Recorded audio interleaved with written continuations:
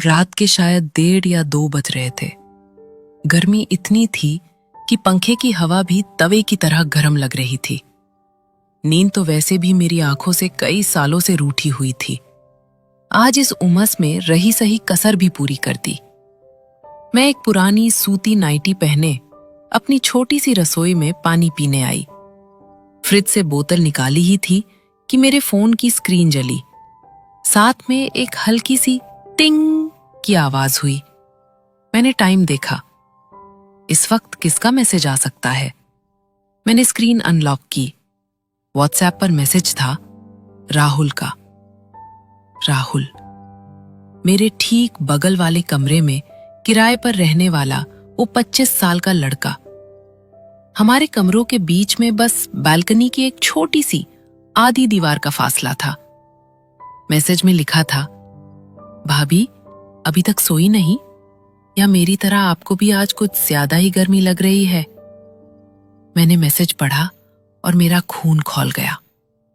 ये कल का लौंडा मुझे रात के 2 बजे ऐसे मैसेज कर रहा है। मैंने गुस्से से अपनी बालकनी की खिड़की की तरफ देखा। वहां अंधेरा था, पर मुझे बालकनी की उस आधी दीवार के पास एक परछाई दिखी। मैंने खिड़की का पर्दा थोड़ा सा खिसकाया। वो अपनी बालकनी में खड़ा था, बिना शर्ट के, लोअर पहने हुए। उसके हाथ में फोन था और स्क्रीन की रोशनी में उसका पसीने से भीगा हुआ शरीर साफ चमक रहा था। उसने मुझे पर्दे के पीछे से झांकते हुए देख लिया, बल्कि उसने अपना फोन हिलाया जैसे कह रहा हो, रिप्लाई तो करो।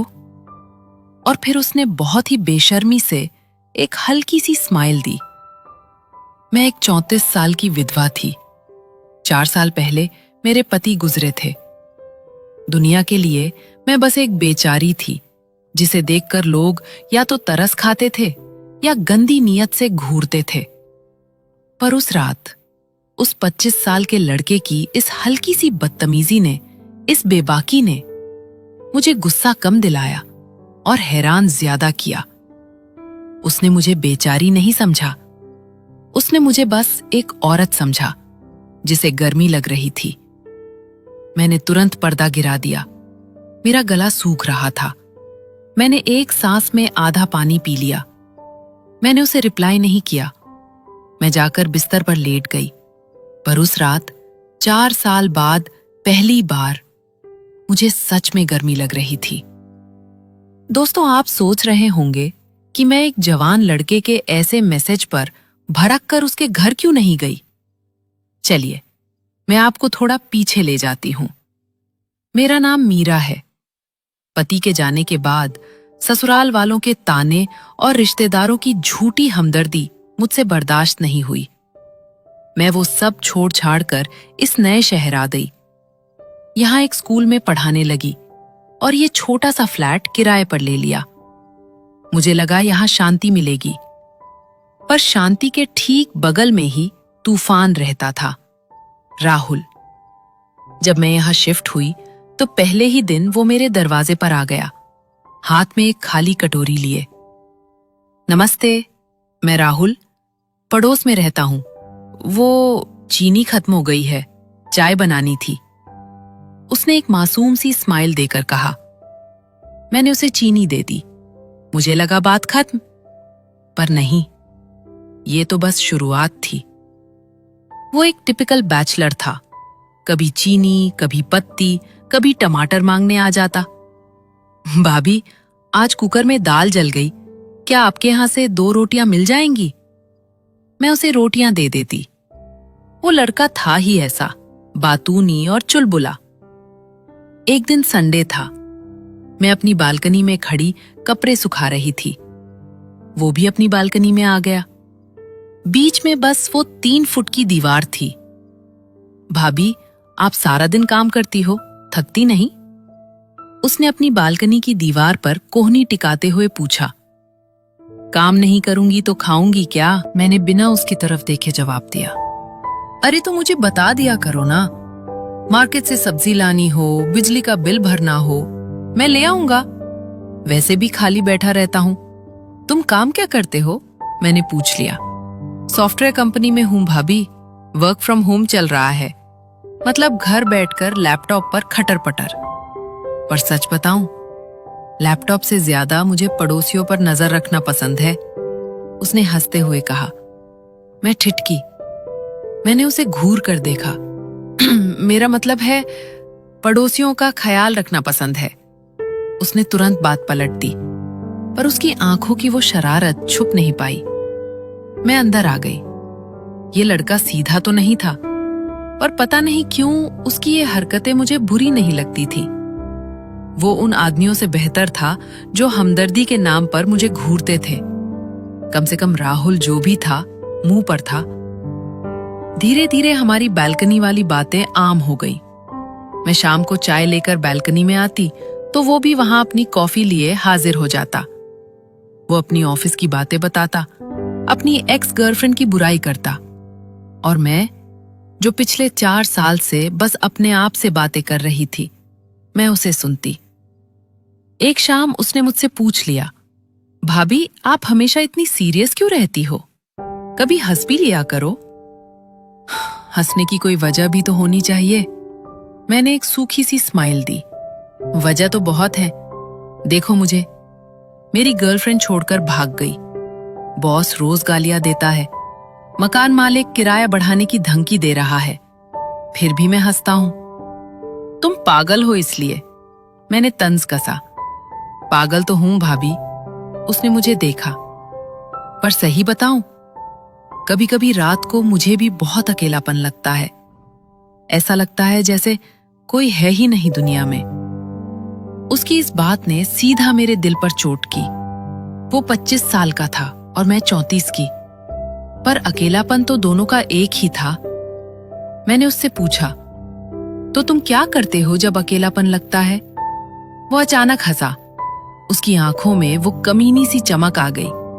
कुछ नहीं भाभी, फोन में कुछ खास वीडियो देख लेता हूं।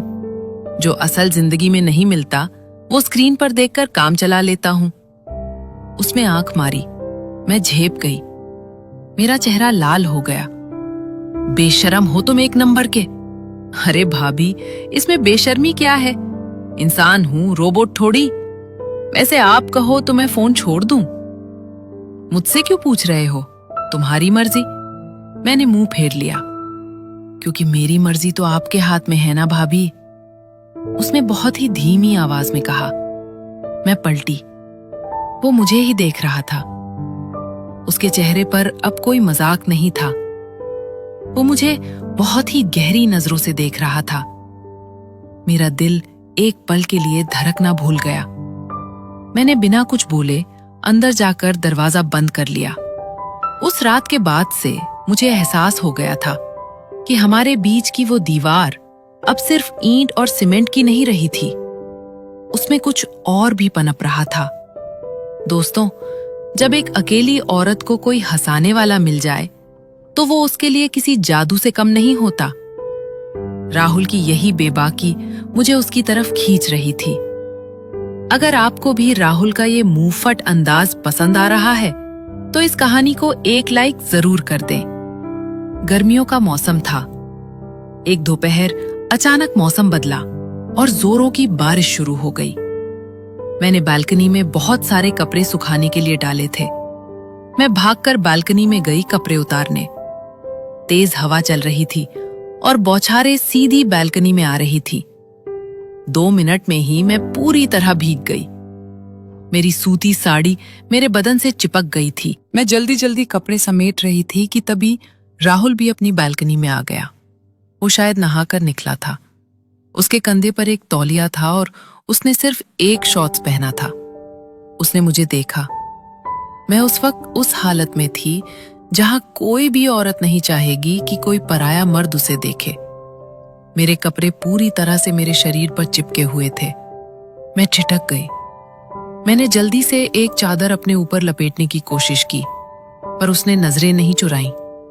वो वहीं अपनी बालकनी की दीवार के पास खड़ा रहा। वो अपने तौलिए से अपने बाल पोंछ रहा था, पर उसकी नजरें सीधा मुझ पर गड़ी हुई थी। क्या देख रहे हो? मैंने अपनी साड़ी ठीक करते हुए थोड़ा तेज आवाज में कहा। वो अपनी दीवार के और करीब आ गया अब हमारे बीच बस मुश्किल से 1 हाथ का फासला था। सोच रहा हूं भाभी, उसने बहुत आराम से कहा। ये बारिश का पानी भी बड़ा किस्मत वाला है। जहां हम नहीं पहुंच सकते, वहां ये बिना इजाजत पहुंच जाता है। मेरे रोंगटे खड़े हो गए। राहुल, अपनी जुबान संभालो, मैंने कहा, पर मेरी आवाज में वो शक्ति नहीं थी जो होनी चाहिए थी। मैं तो संभाल ही रहा हूं भाभी। वो थोड़ा और झुका। उसकी बॉडी की वो कसी हुई नसें बारिश में और भी साफ दिख रही थी। मेरा पूरा शरीर कांपने लगा, ठंड से नहीं, उसके देखने के तरीके से। तुम अंदर जाओ, मैंने कहा और बाकी कपड़े छोड़कर अंदर भाग आई। मैंने दरवाजा बंद कर लिया और शीशे के सामने जाकर खड़ी हो गई। मैंने खुद को देखा। 4 साल हो गए थे। मैंने कभी खुद को उस नजर से नहीं देखा था जिस नजर से आज राहुल ने देखा था। क्या मैं सच में इतनी बुरी नहीं दिखती? क्या एक 25 साल का लड़का सच में मुझ जैसी 34 साल की विधवा में इंटरेस्ट ले सकता है? या वो सिर्फ मेरी मजे ले रहा था? पर वो जो भी था, उस बारिश की दोपहर ने मेरे अंदर एक ऐसी आग लगा दी थी जिसे बुझाना अब मेरे बस की बात नहीं लग रही थी। उसी रात की बात है। बारिश अभी भी हो रही थी। अचानक पूरे इलाके की बिजली कट गई। मेरा कमरा घुप अंधेरे में डूब गया। मुझे अंधेरे से बहुत डर लगता था। मैं हड़बड़ाकर उठी। मेरे फोन की बैटरी भी डेड हो चुकी थी। मैं मोमबत्ती ढूंढने के लिए अंधेरे में टटोल रही थी। तभी मेरे दरवाजे पर खटखट हुई। भाभी, भाभी आप ठीक हो? बाहर से राहुल की आवाज आई। मैंने जाकर दरवाजा खोला। वो सामने खड़ा था। उसके हाथ में मोबाइल की टॉर्च थी। लाइट चली गई है, मुझे लगा आप डर गई होंगी, उसने कहा। हाँ, वो मुझे मोमबत्ती नहीं मिल रही। कोई बात नहीं, मैं अपनी वाली दे देता हूं। वो अंदर आ गया। उसने मोमबत्ती जलाई और उसे टेबल पर रख दिया। मोमबत्ती की पीली रोशनी में कमरा अजीब सा लग रहा था। मैं बैठ जाऊं? मेरे रूम में बहुत गर्मी है, उसने पूछा। हाँ, बैठ जाओ। मैंने चारपाई की तरफ इशारा किया। मैं भी वहीं एक कोने में बैठ गई। वो दूसरे कोने पर बैठ गया। बाहर बारिश का शोर था और अंदर एक भारी सन्नाटा। भाभी, उसने वो सन्नाटा तोड़ा। इस अंधेरे में तो भूत भी आ जाए तो मैं उसे डरा कर भगा दूं, पर आज मुझे डर लग रहा है। क्यों? मुझसे डर लग रहा है? मैंने हल्का सा मजाक किया। वो अपनी जगह से खिसक कर मेरे थोड़ा करीब आ गया। हाँ, क्योंकि भूत तो सिर जान लेता है भाभी, पर आप तो ईमान ले लोगी। मेरी सांसें अटक गईं। वो मेरे इतना करीब आ गया था कि मुझे उसके परफ्यूम की महक आ रही थी। उसने अपना हाथ बढ़ाया। मैं पीछे हटने वाली थी, पर उसने मेरे चेहरे पर गिरे हुए मेरे गीले बालों को धीरे से मेरे कान के पीछे कर दिया। उसकी उंगलियों का वो स्पर्श मेरे गर्दन पर, मेरे शरीर में करंट सा दौड़ गया। 4 साल, पूरे 4 साल बाद किसी मर्द ने मुझे ऐसे छुआ था। मेरा दिल कर रहा था कि मैं उसे कस के पकड़ लूं। मैं वो सारी हदें तोड़ दूं जो समाज ने मुझ पर लाद रखी थी। वो मेरी आंखों में देख रहा था। उसकी आंखों में कोई मजाक नहीं था। एक बहुत गहरी, भूखी सी प्यास थी। भाभी, उसने फुसफुसाते हुए कहा, आप भी चाहती हो ना? उसका हाथ मेरी गर्दन से होता हुआ मेरे कंधे पर आ गया। दोस्तों, उस अंधेरे कमरे में जब एक 25 साल के जवान लड़के का गर्म हाथ मेरे कंधे पर पड़ा, तो मेरे सारे उसूल, सारी मर्यादाएं टूटने लगी थी। एक तरफ मेरी उम्र थी, मेरा विधवा होने का कलंक था, और दूसरी तरफ मेरी वो शारीरिक भूख थी जो आज एक ज्वालामुखी की तरह फटने को तैयार थी। सच बताऊं, उस अंधेरे कमरे में जब उस 25 साल के लौंडे का गर्म हाथ मेरे कंधे पर पड़ा था, तो मुझे कुछ याद नहीं आ रहा था। बाहर बारिश का शोर था और अंदर मेरे शरीर की नसें फड़क रही थीं। 4 साल से किसी मर्द ने मुझे ऐसे छुआ तक नहीं था। मैंने आंखें बंद कर ली। मैंने अपना सिर हल्का सा पीछे किया ताकि उसका हाथ मेरी गर्दन को और छू सके। मेरा बदन पसीने से चिपचिपा हो रहा था। मैं तैयार थी। मुझे लगा अब वो मुझे अपनी तरफ खींचेगा और मुझे पलंग पर गिरा देगा, लेकिन अचानक उसका हाथ मेरे कंधे से हट गया। मैंने झटके से आंखें खोली। मोमबत्ती की पीली रोशनी में मैंने देखा वो मुझसे 2 कदम पीछे हट चुका था। उसका सीना तेजी से ऊपर नीचे हो रहा था, जैसे वो खुद को बहुत मुश्किल से कंट्रोल कर रहा हो। क्या हुआ? मेरे मुंह से अचानक निकल गया। आवाज इतनी भारी थी कि मुझे खुद अपनी आवाज नहीं लगी। राहुल ने एक गहरी सांस ली। उसने अपनी टॉर्च उठाई। भाभी, उसने बहुत ही शांत और भारी आवाज में कहा, मैं कोई चोर उचक्का नहीं हूं जो इस अंधेरे और आपकी इस हालत का फायदा उठाऊं। मुझे पता है आप अभी कमजोर पड़ रही हों। मुझे एक पल के लिए बहुत शर्म आई। ऐसा लगा जैसे उसने मुझे आईना दिखा दिया हो। वो दरवाजे की तरफ बढ़ा। जाते जाते रुका और मुड़कर बोला, मैं आपको चाहता हूं, ये बात सच है, पर जिस दिन आप खुद मेरे कमरे के दरवाजे पर आकर अंदर से कुंडी लगाओगी, उसी दिन कुछ होगा। इस तरह अंधेरे में छिपकर नहीं। उसने दरवाजा खोला और चला गया। मैं वहीं चारपाई पर धड़ाम से बैठ गई। मेरा पूरा शरीर कांप रहा था। मेरी नजर में उसकी जो आवारा वाली इमेज थी वो टूटकर बिखर चुकी थी। अब मेरे दिल में उसके लिए सिर्फ हवस नहीं, इज्जत और एक गहरा खिंचाव पैदा हो गया था। उस रात के बाद हमारे बीच की वो दीवार तो जैसे टूट ही गई थी। अब हम सिर्फ पड़ोसी नहीं थे, आंखों ही आंखों में बातें होने लगी थी। वो मेरी बहुत मदद करने लगा था। बाजार से भारी सामान लाना हो या सिलेंडर बदलवाना हो, वो बिना बोले कर देता था। एक दिन मेरी तबीयत बहुत ज्यादा खराब हो गई। तेज बुखार था। बदन ऐसे टूट रहा था जैसे किसी ने लाठियों से पीटा हो। मैं बिस्तर से उठ भी नहीं पा रही थी। राहुल को पता चला तो वो सीधा मेरे कमरे में आ गया। उसने मेरे माथे पर गीली पट्टियां रखी। रसोई में जाकर अपने हाथों से खिचड़ी बनाई और मुझे खिलाई। वो मेरे माथे पर बाम रगड़ रहा था।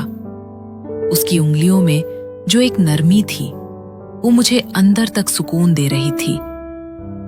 राहुल, मैंने कमजोर आवाज में पूछा, तू मेरा इतना ख्याल क्यों रखता है?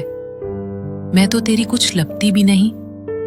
उसने बाम की डिब्बी बंद की और हंसते हुए बोला, अरे भाभी, ये तो मेरी लॉन्ग टर्म इन्वेस्टमेंट है। क्या मतलब? मैंने आंखें सिकोड़ी। वो अपनी उसी कमीनी स्माइल के साथ बोला, मतलब ये कि अभी आपकी सेवा कर रहा हूं। क्या पता कल को रिटर्न में कुछ बहुत ही तगड़ा और मीठा मिल जाए। आखिर मेहनत का फल तो मिलता ही है ना। मैंने उसकी बाह पर एक हल्का सा थप्पड़ मारा। कमीने, तू कभी नहीं सुधरेगा। सीरियस बात में भी तुझे अपनी घटिया बातें घुसानी है। अरे भाभी, ये घटिया कहाँ है? ये तो कॉमर्स का सीधा सा रूल है। वो ठहाका मारकर हंसने लगा। उसकी इस बेबाक बातों ने मेरा बुखार भी जैसे आधा कर दिया था। मुझे उसके साथ बहुत हल्का और सुरक्षित महसूस होता था। कुछ दिन बाद की बात है। मैं मोहल्ले की किराने की दुकान पर गई थी। वहां एक 55 से 60 साल का बुढ़ा रहता था, वर्मा जी। उसकी नजरें बहुत ही गंदी थी। वो हमेशा औरतों को ऐसे घूरता था जैसे उन्हें कपड़ों के आर पार देख रहा हो। मैं सामान ले रही थी, तभी वर्मा जी मेरे बिल्कुल पीछे आकर खड़े हो गए। उन्होंने जानबूझकर अपना कंधा मेरे कंधे से रगड़ा। मुझे इतनी घिन आई कि मैंने तुरंत पीछे मुड़कर उन्हें घूरा। ये क्या बदतमीजी है वर्मा जी, दिखाई नहीं देता क्या? वो बुढ़ा बेशर्मों की तरह दांत निकालकर बोला, अरे मीरा जी, गलती से लग गया। वैसे भी इतनी भरी पूरी जवानी लेकर चलोगी तो कोई भी टकरा जाएगा। अकेली रहती हो, कभी हमें भी सेवा का मौका दो। मेरे आंखों में आंसू आ गए अपमान से। मैं कुछ बोलने ही वाली थी कि तभी पीछे से एक जोरदार धक्का वर्मा जी को लगा। वो सीधा जाकर दुकान के काउंटर पर गिरे। राहुल खड़ा था वहां। उसका चेहरा गुस्से से लाल हो रहा था। उसकी गर्दन की नसें तनी हुई थीं। उसने आगे बढ़कर वर्मा जी का कॉलर पकड़ लिया और उन्हें हवा में उठा दिया। बुढ़े! राहुल दहाड़ा। अगर आज के बाद तेरी ये सड़ी हुई आंखें मेरी भाभी पर उठी ना, तो आंखें निकालकर गोटियां खेलूंगा, समझ में आया? तेरी वो उम्र है जहां तुझे राम राम करना चाहिए, और तू यहां? अगली बार दिखा तो टांगे तोड़कर हाथ में दे दूंगा। वर्मा जी डर के मारे कांपने लगे और वहां से दुम दबाकर भाग गए। राहुल ने मेरी तरफ देखा। उसका गुस्सा अभी शांत नहीं हुआ था। उसने मेरा थैला उठाया और बोला, चलिए भाभी। रास्ते में हम चुप थे। मुझे अंदर ही अंदर एक अजीब सी खुशी हो रही थी। आज तक किसी ने मेरे लिए स्टैंड नहीं लिया था। ससुराल वालों ने मुझे डायन कहा, पड़ोसियों ने ताने दिए, पर इस 25 साल के लड़के ने आज भरे बाजार में मेरी इज्जत के लिए एक बुढ़े पर हाथ उठा दिया था। घर पहुंचकर मैंने उससे कहा, राहुल, तुझे ऐसा नहीं करना चाहिए था। वो उम्र में बड़ा है, बात बढ़ जाती। उसने मेरी आंखों में सीधे देखा। भाभी, जो आपकी इज्जत नहीं कर सकता, वो मेरी नजर में कुत्ता है, और कुत्तों की कोई उम्र नहीं होती। आप मेरी जिम्मेदारी हो। आप मेरी जिम्मेदारी हो। इन 4 शब्दों ने मेरे दिल पर जो वार किया था, वो मैं शब्दों में बता नहीं सकती। उस दिन मुझे पक्का यकीन हो गया था कि ये लड़का मेरे लिए कुछ भी कर सकता है। दोस्तों, जब कोई लड़का आपके लिए दुनिया से लड़ जाए, तो एक औरत का दिल उसके लिए अपने आप खुल जाता है। राहुल की इस हरकत ने मेरे अंदर की सारी झिझक खत्म कर दी थी। अगर आपको राहुल का ये रूप पसंद आया हो, तो वीडियो को अभी लाइक करें। देखते देखते 5 महीने बीत गए। दिवाली का त्योहार आ गया। पूरी बिल्डिंग खाली हो चुकी थी। आसपास के सारे किराएदार अपने अपने घर, अपने गांव चले गए थे। सिर्फ मैं और राहुल बिल्डिंग में अकेले थे। उसे किसी प्रोजेक्ट की वजह से छुट्टी नहीं मिली थी, और मेरा तो कोई घर था ही नहीं जहां मैं जाती। दिवाली की शाम थी। मैंने नहाकर एक लाल रंग की सूती साड़ी पहनी। आज मैंने बहुत दिनों बाद आंखों में गाढ़ा काजल लगाया था और बालों को खुला छोड़ा था। मैंने राहुल के लिए खीर और पूड़ी बनाई थी। रात के 9 बज रहे थे। बाहर पटाखों की आवाजें आ रही थी। मैंने प्लेट में खाना निकाला। मेरा दिल बहुत जोरों से धड़क रहा था। आज मुझे फैसला करना था। मुझे उसकी वो बात याद आ रही थी, जिस दिन आप खुद मेरे कमरे की कुंडी लगाओगी। मैंने एक गहरी सांस ली और खाने की प्लेट लेकर उसके कमरे की तरफ बढ़ी। उसका दरवाजा आधा खुला था। मैंने पैर से दरवाजे को धक्का दिया। राहुल बिस्तर पर बैठा लैपटॉप पर कुछ काम कर रहा था। उसने सिर्फ एक शॉर्ट्स पहना था। ऊपर का बदन नंगा था। उसके माथे पर पसीने की चमक थी। दरवाजे की आवाज सुनकर उसने ऊपर देखा। मुझे उस लाल साड़ी में देखकर उसकी उंगलियां कीबोर्ड पर रुक गईं। वो मुझे ऐसे घूर रहा था जैसे उसने मुझे पहली बार देखा हो। उसकी पलकें झपकना बंद हो गई थीं। मैं चुपचाप अंदर गई।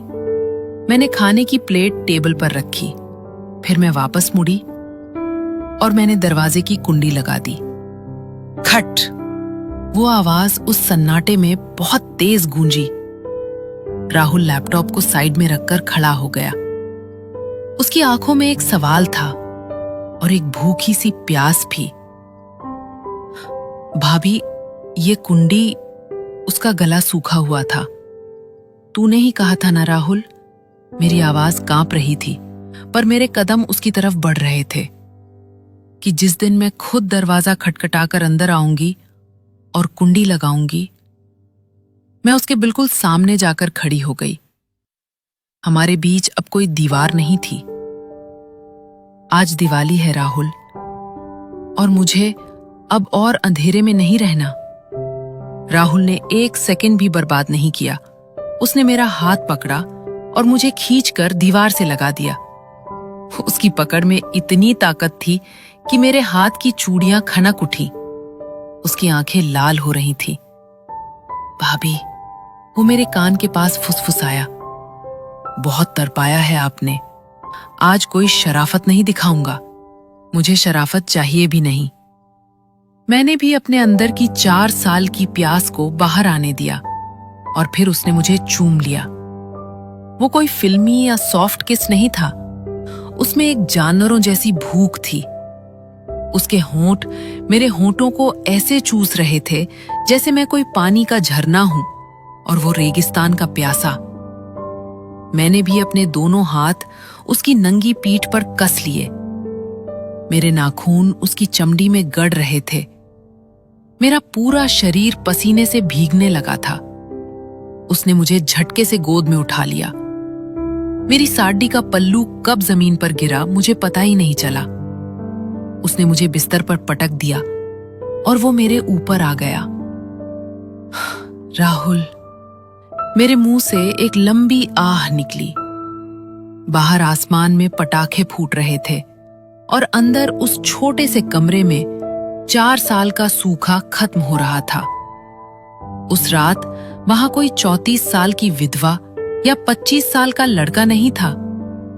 उसने मेरी साड़ी के हर एक फोल्ड को ऐसे खोला जैसे वो कोई खजाना लूट रहा हो। पसीने की चिपचिपाहट, चारपाई की चरमराने की आवाजें और मेरी सिसकियां। उस रात उस कमरे में सब कुछ बहुत ही रॉ और असली था। मैंने उस रात वो सब महसूस किया जो मैंने अपनी पूरी जिंदगी में कभी नहीं किया था। अगली सुबह जब मेरी आंख खुली तो धूप कमरे में आ चुकी थी। मैं राहुल की मजबूत बाहों में उलझी हुई थी। मेरा सिर उसकी छाती पर था। रात की थकान की वजह से मेरा पूरा बदन टूट रहा था, पर एक अजीब सा सुकून भी था। तभी राहुल की आंख खुली।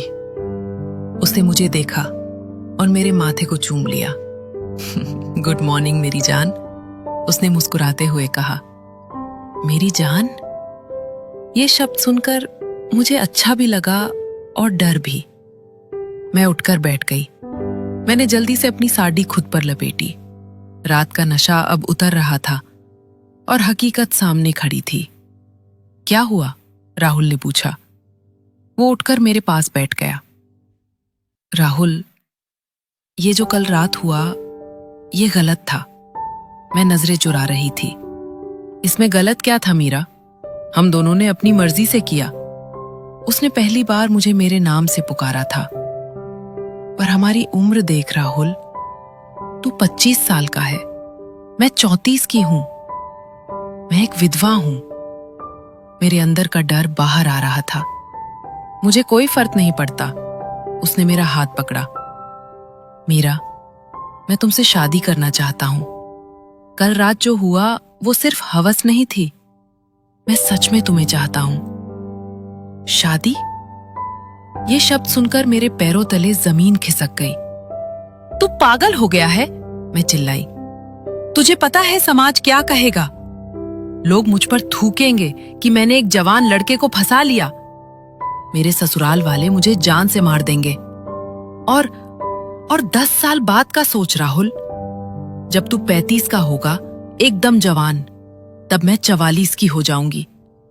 तब तू मुझे छोड़ देगा किसी जवान लड़की के लिए। मेरे आंखों से आंसू बहने लगे। राहुल ने मुझे कंधों से पकड़कर हिलाया। मीरा, चुप हो जाओ। मैं वो घटिया आदमी नहीं हूं जो उम्र देखकर प्यार करे। मुझे तुम्हारे साथ रहना है। मैं आज ही तुम्हारे साथ कोर्ट में जाकर शादी करने को तैयार हूं। उसकी आंखों में सच्चाई थी। वो सच में मुझसे शादी करना चाहता था, पर मैं डरी हुई थी। मैंने अपना हाथ छुड़ाया और अपने कमरे में भाग आई। मैंने दरवाजा बंद कर लिया। मैं दरवाजे से टिककर नीचे बैठ गई। एक तरफ वो लड़का था जिसने मुझे मेरे अंधेरे से निकाला, मुझे फिर से जीना सिखाया, मुझे एक औरत होने का एहसास दिलाया। वो मुझसे शादी करने की जिद पर अड़ा था और दूसरी तरफ ये जालिम समाज था। ये उम्र का 9 साल का फासला था। दोस्तों, मेरी हवस और मेरा अकेलापन तो उस रात मिट गया। पर अब मैं एक बहुत बड़े धर्म संकट में फंस गई हूं। राहुल मेरे दरवाजे के बाहर खड़ा है और कह रहा है कि अगर मैंने दरवाजा नहीं खोला तो वो इसे तोड़ देगा। मेरा दिल कहता है कि मैं सारी दुनिया की परवाह छोड़कर उसकी बाहों में चली जाऊं, पर मेरा दिमाग कहता है कि ये रिश्ता कभी टिक नहीं पाएगा और आखिर में मैं ही बर्बाद होऊंगी। मैं क्या करूं? क्या उम्र का फासला सच में प्यार से बड़ा होता है? क्या एक 34 साल की विधवा को हक है कि वो एक 25 साल के लड़के से शादी करके अपनी नई दुनिया बसाए? मुझे आपके सहारे की सख्त जरूरत है। मुझे कमेंट्स में बताइए कि मुझे दरवाजा खोलकर उसे अपना लेना चाहिए या बिना कुछ बताए इस शहर को छोड़कर हमेशा के लिए भाग जाना चाहिए। मैं आपके कमेंट्स का इंतजार करूंगी। अगर आपको मेरी ये उलझन और ये कहानी अच्छी लगी हो तो इस वीडियो को लाइक करें और चैनल को सब्सक्राइब करके बेल आइकॉन जरूर दबाएं।